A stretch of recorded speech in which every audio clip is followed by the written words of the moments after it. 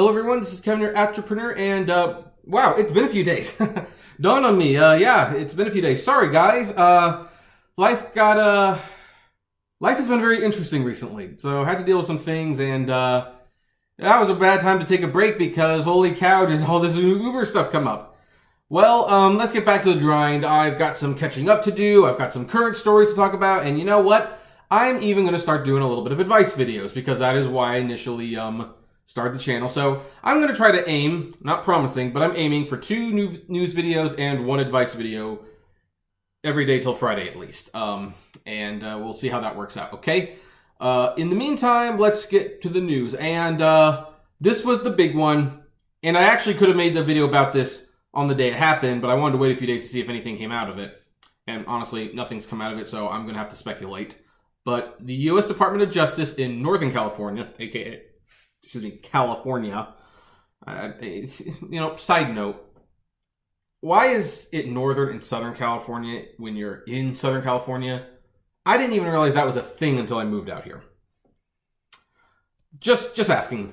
Well, anyway, the U.S. Department of Justice has subpoenaed Uber and are investigating them on criminal charges.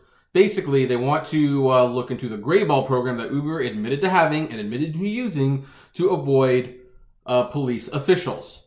Now, Uber had the program, they admitted they had the program, they admitted they used it, and they even admitted that, hey, we used it to avoid police officers and to find people who we suspected weren't real Uber drivers. They were trying to sting us or something. Now, of course, Uber says that they're doing that to protect the driver, which I have never once felt protected by Uber. Never once. And I will reiterate, when that guy was in the car and he assaulted me and he destroyed my phone, once Uber realized I wasn't going to sue their butts, they more or less dropped me. They have never once protected me. I don't believe they've ever once protected you. They only protect you if they get the sense you're going to sue them. That's all they do. So the reasons for Uber using the gray ball program, personally, I think it was to avoid the cops, to avoid getting caught by them. And as Uber, not for drivers, as Uber. Well, the U.S. government decided they didn't like that very much, so they're investigating them now. Now, the investigation is in the early stages. We don't know what the penalties are going to be, if there are indeed going to be any penalties. We just don't know. Do not know, but here's the thing. If they decide that Uber is liable for criminal charges, there might be arrests. And there will be arrests of people who were involved in the gray ball program. And something tells me Travis Kalanick was part of the gray ball program.